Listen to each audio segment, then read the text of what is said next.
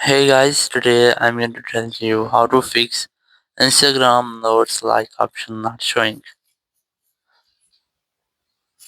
If you are using Instagram and your Instagram note like option is not showing, so let's see how can you easily fix that. So the very first thing is that you just have to make sure that you have a strongest network connection.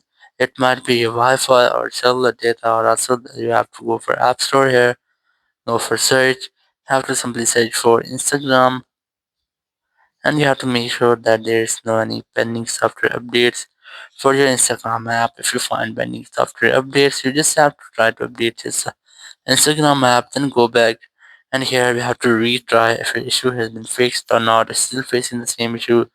Open settings here, go for general here, go for VPN and device management, and you have to make sure that your VPN is not connected. Then go back and go for iPhone storage, and here locate Instagram app.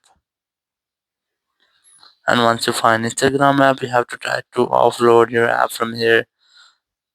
So once you have offloaded your Instagram app, it will you have to reinstall it completely, or you can directly delete it from here.